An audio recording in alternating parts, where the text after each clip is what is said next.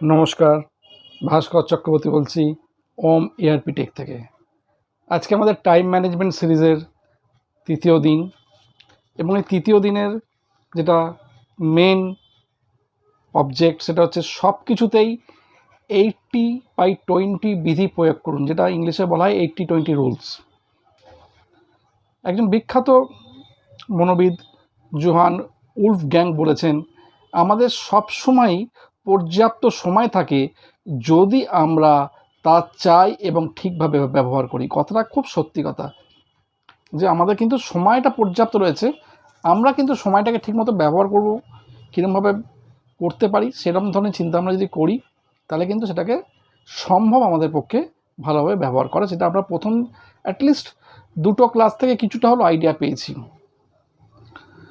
বলছে সময় ও জীবনের ব্যবস্থাপনায় যে সমস্ত বিধি সবচেয়ে বেশি সাহায্য পাওয়া যায় তার মধ্যে একটি হলো 80/20 বিধি।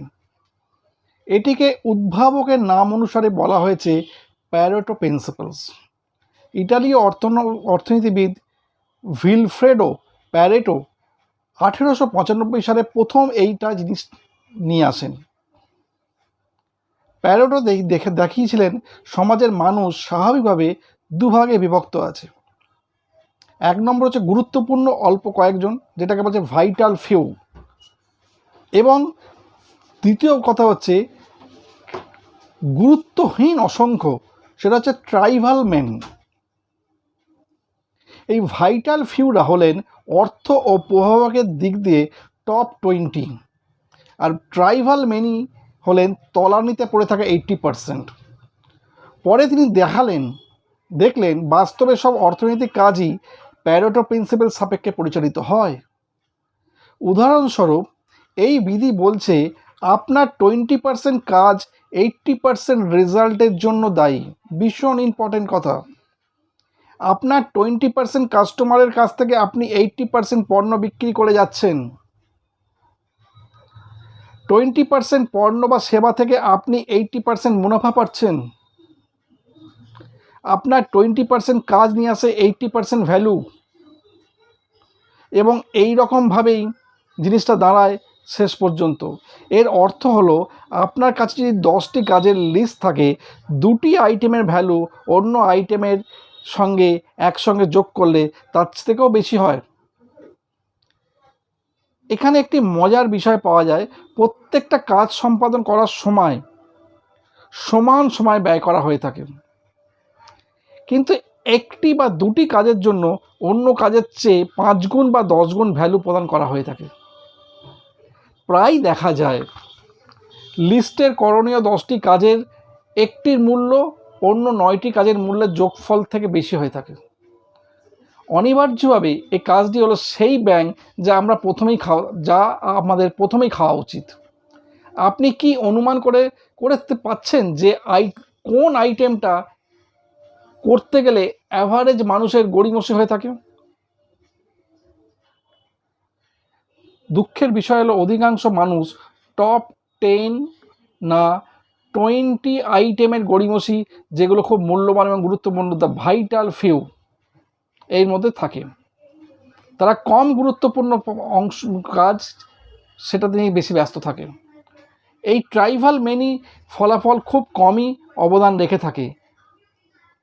আপনারা দেখে থাকবেন অনেকে সারাদিনই কাজ করে থাকে, কাজ নিয়ে ব্যস্ত থাকে, কিন্তু মনে হয় খুব কমই কাজ সে সম্পাদন করতে পেরেছে। এটা ক্ষেত্র বিশেষে আমি নিজের ক্ষেত্রেও দেখেছি। এটা সবসময় হয়ে থাকে কারণ তারা কম ভ্যালুর কাজ সম্পাদন করতে থাকে এবং একটি বা দুটি কাজ গড়িমসি করে সেগুলো তাদের কোম্পানি বা তার ক্যারিয়ারের আসল পার্থক্য তৈরি করে দিতে পারে। প্রতিদিন সবচেয়ে মূল্যবান কাজটি আপনি করতে পারেন এবং সেটি সবচেয়ে কঠিন এবং জটিল। এফিশিয়েন্টলি এই কাজ করার জন্য প্রতিদান এবং পুরস্কার আপনি অবশ্যই পাবেন। এই জন্যই অবশ্যই অনমনীয়ভাবে আপনাকে তলানিতে পড়ে থাকা 80% কাজকে প্রত্যাখ্যান করতে হবে আর 20% ভ্যালু কাজকে প্রায়োরিটি দিতে হবে। কাজ শুরুর সময় সবসময় নিজেকে জিজ্ঞেস করুন, এই কাজটি কি আমার কাছে টপ 20 না লোয়ার 80? ছোট ছোট কাজ আগে করে নেওয়ার প্রলোভনকে আপনারা ত্যাগ করুন। মনে রাখবেন, আপনি বারবার কিছু করতে চান না কেন সেটা এমন এক অভ্যেসে পরিণত হয়ে যায় যা বাদ দেওয়া কঠিন হয়ে পড়ে। যদি আপনি কম মূল্যের কাজ দিন শুরু করতে চান, শীঘ্রই আপনার মধ্যে কম ভ্যালুর কাজ দিয়ে শুরু করার এবং সেগুলোকে করতে থাকার অভ্যাস গড়ে উঠবে। এই অভ্যাসটি আপনি গড়ে তুলতে বা ধরে রাখতে চাননি, যে কোনো গুরুত্বপূর্ণ কাজের সবচেয়ে কঠিন অংশ হলো সেটাকেই প্রথমে করা উচিত। যে কোনো গুরুত্বপূর্ণ কাজের সবচেয়ে কঠিন অংশ সেটা প্রথমেই করা উচিত। এটা বারবার করে আমি বলছি। একবার যদি ভ্যালুয়েবল কোনো কাজ শুরু করা যায়, দেখা যাবে আপনি মোটিভেটেড হয়ে যাবেন। আপনার মনের মধ্যে অংশে গুরুত্বপূর্ণ কাজে ব্যস্ত থাকা আপনার পছন্দ হবে এবং সহজেই এই ফলাফলের মধ্যে পার্থক্য আপনি নিজেই বুঝতে পারবেন। আপনার কাজ হবে মনের সেই অংশকে পোষণ করে নিয়ে যাওয়া।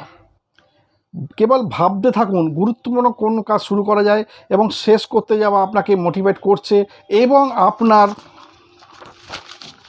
মধ্যেকার গড়িমসি করার প্রবণতাকে দূর করতে সাহায্য করছে। প্রকৃত ঘটনা হলো একটি গুরুত্বপূর্ণ কাজ করতে যে সময় ব্যয় করতে হয় তা গুরুত্বপূর্ণ কাজে ব্যয় করার সময় সমানই হয়ে থাকে।